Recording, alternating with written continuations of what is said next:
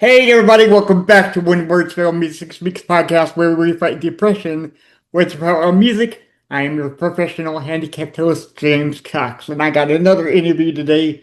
We're just killing it with the interviews, all those good artists, such good friends of mine, hopefully, sometime soon. Yeah, but that's great. We have Howard Levinson. Did I say that last name correctly? Yep, that's right. Livingston, That's right. okay, without the G, not Livingston, Livingston, which is Right. Just Levinson. yeah. So how are you doing, man? I'm doing good. You know, Good, yeah. every good day. Every good Every day, good day. every good day above Earth is a great day, right? Yeah, you're Yeah, right there. right, Yeah. right, right. So, you are in Missouri, correct? Right now, we want to tell everybody where you are right Yep. now. So yeah, I'm in Missouri. Missouri. Cool, cool. And you said it's a nice, quiet place, right? No one bothers you there. Yeah, I live on a small farm in a rural community out in the country, somewhere between St. Louis and Kansas City, There you go. Okay. in the Yeah. middle of the state. I've heard those are always good states to go to, to travel and just, see about them and then, just for a few days. So, um, well, I am impressed with your resume, sir, because you've been everywhere. Okay. So reading your bio, it says you've been assigned to homicides, federal organized crime. You are a Right. firefighter. So you take it into first responders to many natural disasters. Um, could you tell us some about like everything where you've been and what you did in your previous Yeah. career? Yeah. Yeah. Sure. Sure.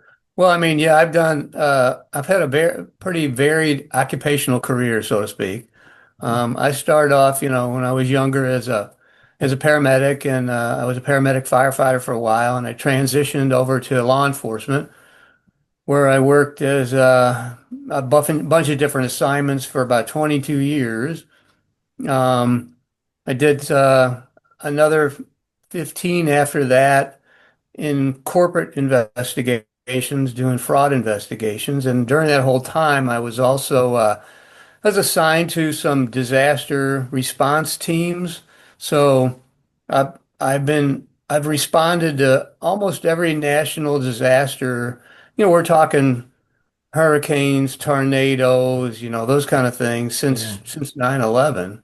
right. Um, Yeah, all those, and I guess all those things that I've done, all the things that I've seen, although, a lot of stuff I wish I hadn't seen, there's a lot of bad stuff I did see. But yeah, it all adds for pretty good fodder for songwriting because, songwriters, we write what we know and we write what we see. And so a lot of my songs deal with sometimes the rougher edge of life. Some of the, but also, I've written a bunch of, I like to add humor to a bunch of songs. So the yeah, past 10 years or so, I think I've transitioned from more rock to country. So I've written a bunch of funny country songs, like bro country songs, and some reflective songs of a spiritual nature. So I've kind of run the gamut as far as genres, in my songwriting. And right. it's all out there on Spotify and Yeah, yeah. iTunes and things like that. Apple Music and stuff. Yeah, because when I okay, so when I listened to your song "Go Fast" on Saturday Night, which came out in 2014, that was the first single, if I'm reading it correctly. Yeah, It it was. I mean, there was a couple before Go Fast on Saturday okay, night.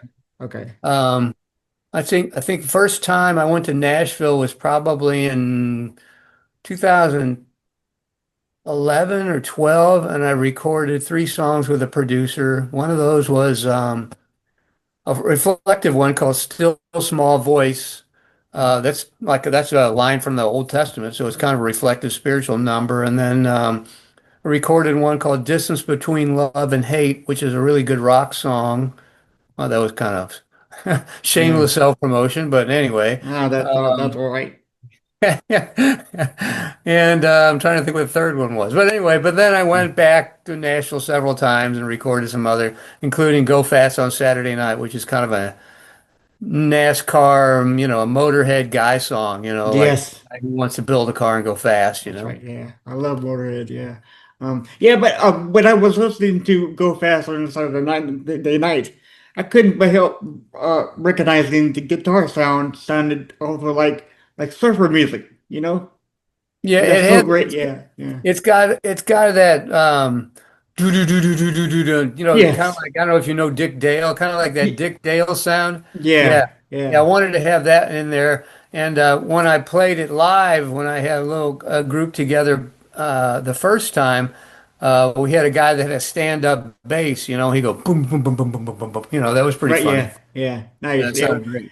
Yeah, well, I just fell in love with that because I remember listening to like that. I guess it's called surf music back then, But I haven't heard that in like such a long time. I'm 45 years old, and it just took me back to when I was like 16, 17, listening to Well, that's those good to songs. hear. I'm So glad you liked it. yes, sir. So thank you for bringing it back. But looking at your EPs and singles on Apple Music, though, I noticed one thing that I want to just ask you about. Um, it says here that you released "I'm a Sinner, You're a Saint" in 2015, but then you released it again in 2024. Could you give us like like what I mean like is the 2024 song a little bit different than your 2015 song? No, it's the same song. Okay. I've been going through some changes with regards to producers and promotions and record companies. And so I've just recently signed on with Big Records World, which is a record company out of Canada. Yes. Um, and some of the songs are being re-released with video and other things. So yeah, but it's the same song. Yeah. Okay. Yeah, because I think my we have a mutual friend Ken Gordon, Yeah. and he worked at Big Records I think well for a time or two. Yeah, Um I'm friends with, I work with Caden too, and yeah. actually he's how we hooked up through Yes. Caden. Yes. So I got to Ken's get just a such a shout good out to guy. him. There you go. Yes, sir. Yes, sir. Yeah. He's in Um Nashville this weekend, actually. he is. He's killing it. I want to be like him someday. Which I think it will be. So that'd be awesome. Yeah. So, okay. So I get the feeling in your music sounds to me like hints of Waylon Jennings, and Johnny Cash, and uh, those old school country singers, which is Yeah. great, because I think now everybody is worried about bringing out new stuff. And I think the old stuff is better for me because I was born in the 80s. Um, but going through your list of people who you sound like the Beatles, you have influences from the Beatles, Stones, Tom Petty, uh Charlie Pride, I think, Chuck Berry, Johnny Cash. Is there one artist that you were heavily more influenced than the rest to make these great songs? Well, I'd have to go with like you were mentioning. You nailed it with regards to the older guys. The Johnny Cashes and the Hank Juniors, even Hank Senior, And Hank senior, Senior, yeah, original yeah, Hank. I yeah, mean, I yeah. kind of like those. It's not all overproduced. The lyrics aren't, so fast. Mm. And it's all storytelling. Yep. And I kind of like that's kind of where I'm at and I've always been in my songwriting. It's the melodies and the lyrics um, don't get too complicated, but they make you think and they paint a picture. And I Uh, think that's what all those guys did back in the day. They were painting pictures of what was going on in their lives at the time and in their world at the time. And that's kind of what I do too. yeah. Yeah, no, nobody really cares about storytelling anymore, and I think that's missing in country now more than ever, and in many, many more genres. But I think country is where it's like originally at, because I think that country is more like a storytelling genre, as opposed to rock or rap or anything. Yeah, I So agree. There's some guys that are doing it still.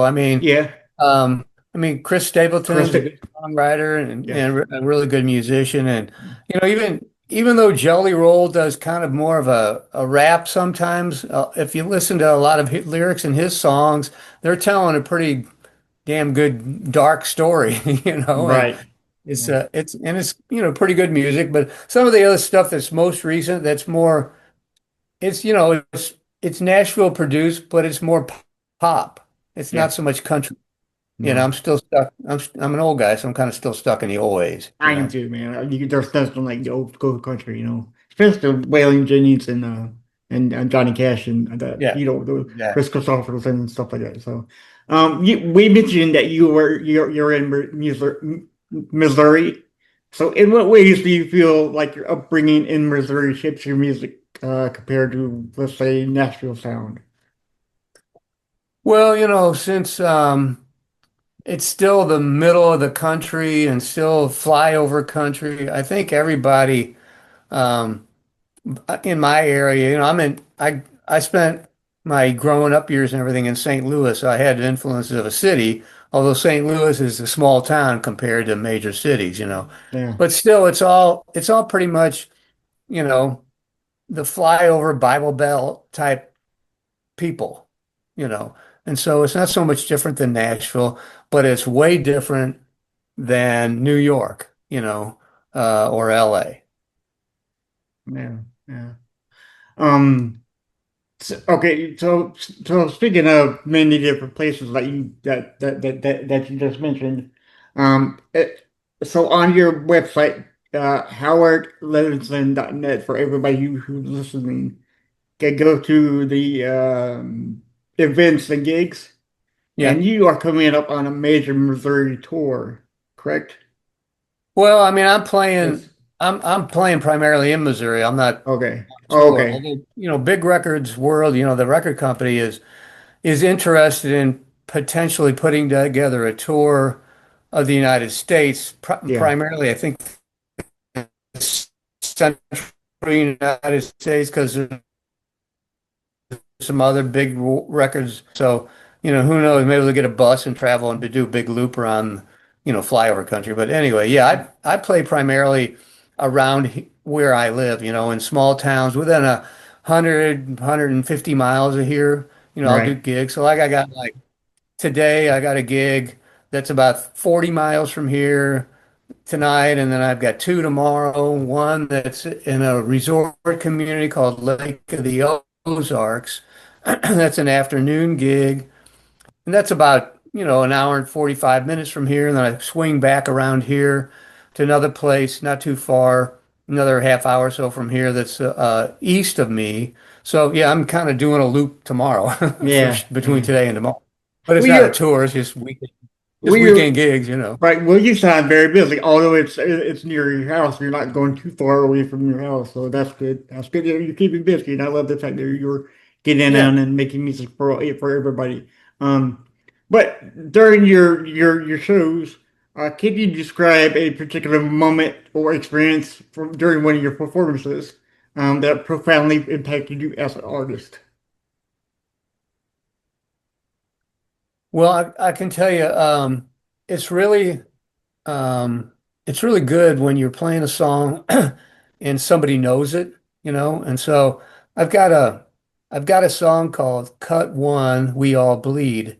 That's it's a veteran first responder military themed song, and I wrote that a few years ago after a friend of mine that was a Navy veteran and a biker too. He crashed and died, Mm-hmm. but on his bike.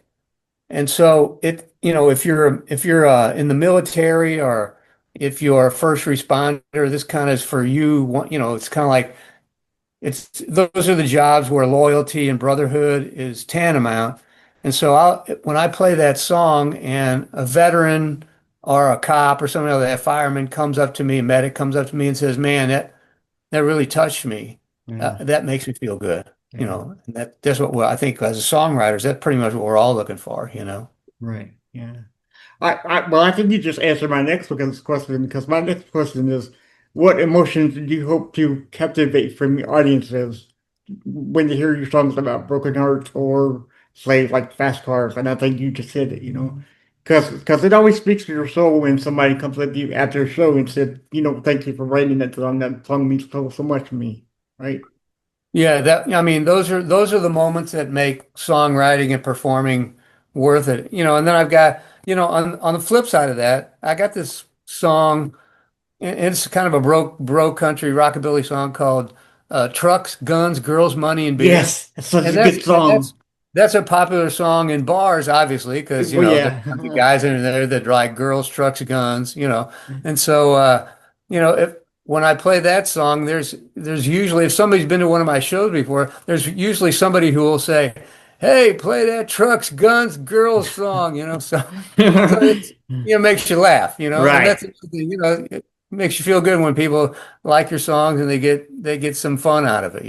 right, right. So we got a few more questions for you, and I do thank you for coming on. Sure. But I'm pretty sure that but you're like me. I'm pretty sure you like cover songs too. So beyond your own songs, is there a particular cover song you enjoy performing if you ever performed one before that allows you to express something more that you can convey in your original songs? Boy, that's a really interesting and difficult question. But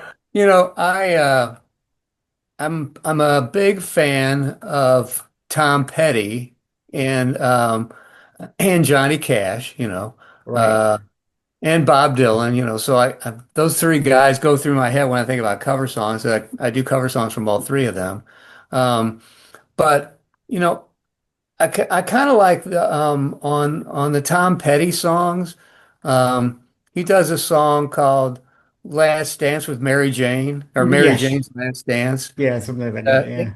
it, it's right in my wheelhouse because he plays guitar, he sings, and he plays harmonica, and I do of course I do all those three things. Mhm. And that song, it's back in the day, everybody would say, "Oh man, that song's about Mary Jane. That song's about marijuana." Of course, Yeah, and he yeah, would but in the say. video, he's actually dancing with the girl that's supposedly Mary Jane. So, Yeah, so yeah, yeah, so I kind of like that aspect of songs where it keeps you wondering, you yeah, know.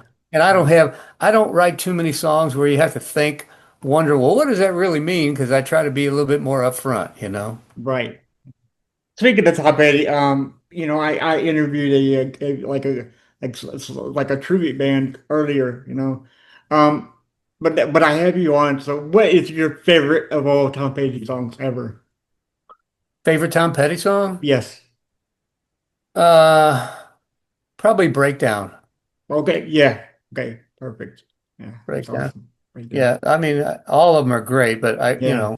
I've been playing Breakdown a long time, and it's just such a great song to play. Yeah. Cool. Cool.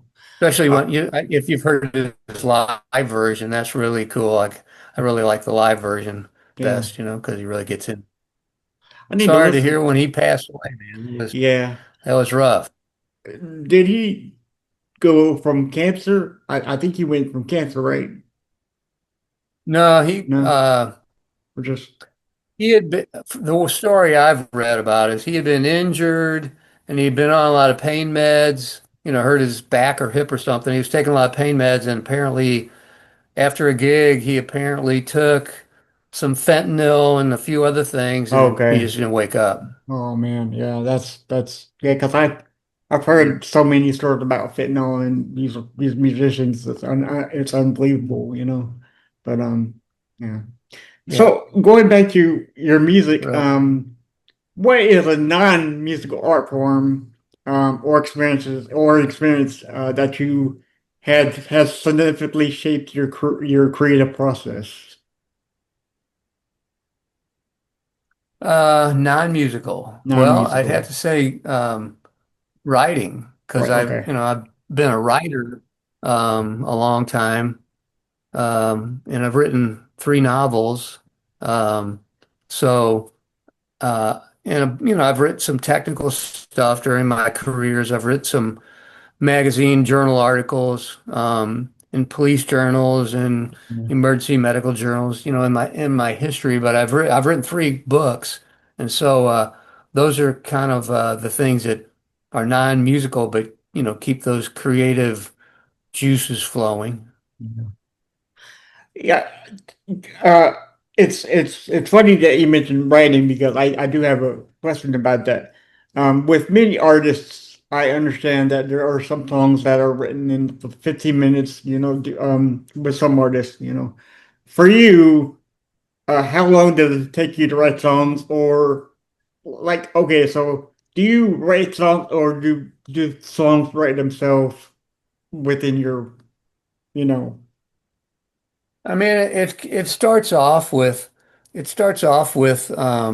I think one of those like um, impulses that come from nowhere, where you have a bolt of lightning or whatever, and that usually starts with either something that akin to a hook line or a title of a song or something like that, and I'll get that, and so then after that, then it start, wow, I think, I got to write that down. So, back in the old days, it was, grab a piece of paper and write down what you're thinking about. Either if you wake Right. up from a dream or if you're driving down the road and you think, man, that would be a great hook line for a song, you write that down. Nowadays, you take your phone and dictate into notes or something. But in any event, once I have that, then, I'll typically pick up a guitar and start fleshing out some chords and things like that. And then, start writing down some additional thoughts that could be lyrics.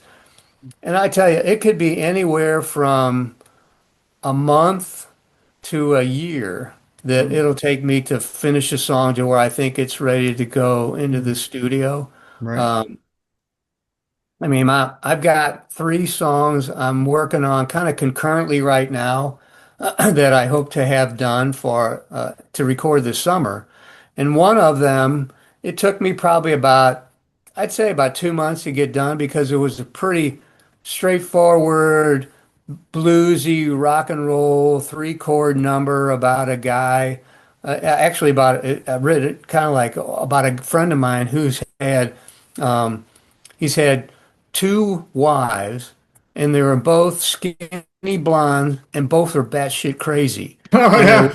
Mm, and I was thinking, what if he would get a third? And so I wrote right. what would happen to him if he got a third wife, just like that, looked almost the same, but was as crazy. So Mm, that I finished that one in a relatively short period of time. But I've been working on another one that's pretty much about redemption and how everybody stumbles and falls and how there's a way of it's a yeah. spiritual number, and that's been taking me a lot longer because the message is a lot deeper.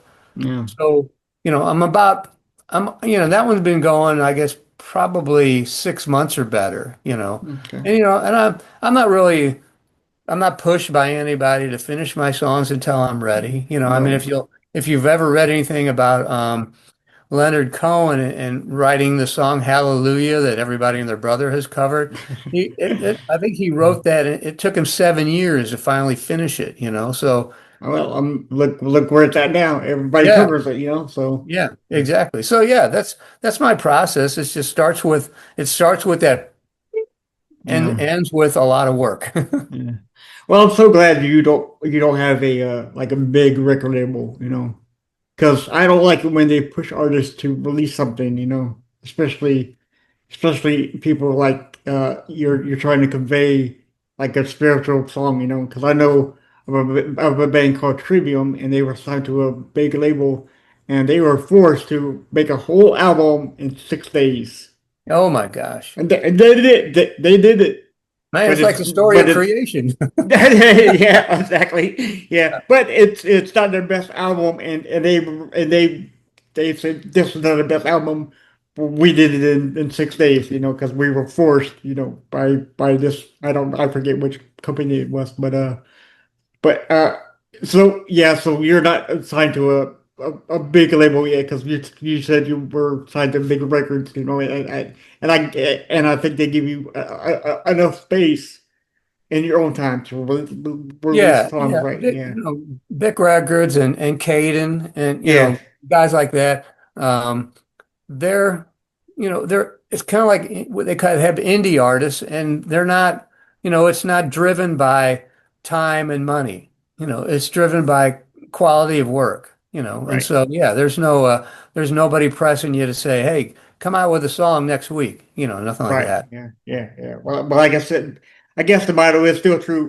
Quality over quantity. Yeah, exactly. So I had to learn that back in the day because I went to a festival that had all these bands, quantity of bands, but they weren't, very good. They weren't anything, Yeah, so quality over trumps quality, Yeah, quantity. yeah, Yeah, so yeah. yeah, Agreed. yeah. So I do have three more questions for you, and then we'll let you go because I know you have a gig tonight, and I'm very excited about that for you. So that's gonna be great news for you. Um, okay, so let's go way back in the time machine. Okay, let's go back when Howard was 16, 17, 18, or in his teens. Okay, we're in your room. We're looking around your walls. Are we seeing any kind of musical posters on your wall? Yeah, probably. You probably would have seen maybe a black light poster of Jimi Hendrix or something like that. Uh, Yeah, maybe an Abbey Road Beatles, I love it. uh, Yeah, or something like that. yeah, Yeah, when I yeah. was a teenager, sure. Nice. Well, great. Yeah, because I think the Beatles are the most influential bands of all time, really.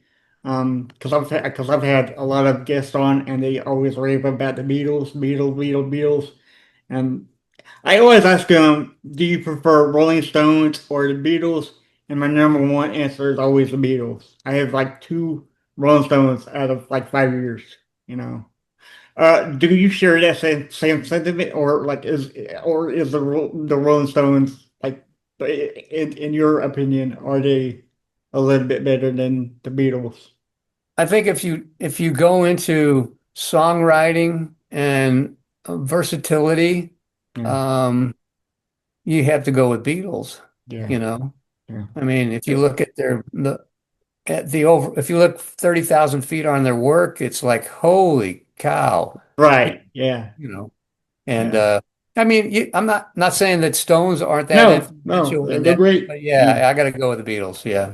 Amen to that, man. Because I have a very fond heart and soul for the Beatles because my aunt grew me up on the Beatles. So the Beatles are my number one. Number one is the Beatles, and number two is Elvis. For my mom, she was a big Elvis fan. Ah. So Beatles and Elvis are like number one and number two in my heart. Yeah, yeah. So. Two more questions. Okay, so since we're on number one, number two, we're gonna do like a Mount Rushmore of your favorite four artists ever. Who would they be? You got four of Okay. them. Well, that's another good tough one. There's so many, but Yeah. I'll have to go with the guys that I really, I listened to over my lifetime. Mhm. Um, I'm going to go with Hank, original Hank, right? Singer. Yep. And Johnny Cash. Okay. Um, Rock wise, I think I'm going to have, and this is going to kind of throw you probably, but I really was a big fan of Lou Reed Okay. back in the day, Yeah. for his songwriting, his poetic, music, that nobody nowadays knows who Lou Reed is, but I still cover one of his songs called Sweet Jane. It's one of Okay. my most favorite songs. And then rounding out the top, probably I'm gonna have to go with Chuck Berry. All good picks. Oh yeah, because you can't mention rock and roll without Chuck Berry. He's one Yeah. of the certified kings of rock. So those were all good picks. All good picks. So we have one last question, then this is going to be the hardest question for you. Okay, hopefully not, but I'm asking anyway. Is there one artist, album, or song that you can listen to right now, but you can't tell me or anybody else how it makes you feel deep inside your soul? Is there one song that I can't tell anybody that touches me? Is that basically the question? Yes, it's so inborn in you, you can't explain it, how it makes you feel. Oh, Yeah. no, I don't think there's any song I couldn't explain. That's Okay. for sure. Okay. Yeah. Yeah. I'll tell you, I'm pretty transparent. Yeah. Okay. Well, Yeah. that's fair. Yeah. We talked about, Leonard Cohen's Hallelujah song. I mean, Yeah. that is just, I mean, if that doesn't touch you, I don't know what does. Right. Right. You got to be some kind of, demon steed to not be touched by that one. Yeah. Yeah, Yeah. no So kidding. awesome. Awesome. Awesome. Well, let's give you a little bit of a shout out here. Everybody listening, you can go to Howard Levinson. That's LEVINSON.net. And he is on Bandcamp and Facebook, and I'll directly add those sites at the bottom of my description here. And his music is on Apple Music, Spotify, iTunes, and Amazon Music. And is there anything else other than those four, or those four I covered? think that I think that covers everything. Okay, Yeah. yeah. Yeah. That's I guess those are the four biggest music streaming, so far. So Maybe yeah. maybe iHeartRadio. Okay, yeah, yeah, And yeah. I got some guy out of the UK reached out to me about a year ago, and they started. I think he was a record promoter or something like that, and he started putting my songs out worldwide. So I've got songs playing in Australia, New Zealand, South Africa, Nice. um, Denmark, Germany, of course, the UK, Yeah, on different platforms. Um, there's one called Amazing Radio. It's an internet radio station that plays a lot of indie artists that I get 40 to 50 plays a week there on nice. different songs. And so yeah, there's a lot of places you can hear music that it isn't commercial mainstream Yeah, stuff that you're going to hear on your regular radio on your car or on your iPhone or something, yeah, but it's great artists that just they write music and they play good stuff and they get radio play globally, and that's kind of where I'm yeah. at with that too. Nice. Well, I mean, I can't wait for the big news for you to go to like a world tour. That'd be amazing. Going Yeah. to going a world tour, you'll be Funny. famous. You'll be Yeah. like up there with Jill Roll and Johnny Cash one day. So that'd be great. Funny. Yeah. But I do thank you for coming on today, sir, and I do welcome you back anytime you want to. Like I said before, everybody listening, you could go to howardlevinson.net and you can see his tour dates when it comes up. You can buy his CDs and music all there, and you can find out a lot more about him. So yeah, so Howard, I do thank you for coming on, man. This has been Thanks great. for having me. Really appreciate it. You asked some really great questions. Thank you, sir. I appreciate it. I was wondering if if people have enjoyed this, and I think you did. So No, it was a great that interview. means, yeah, that means so much to me.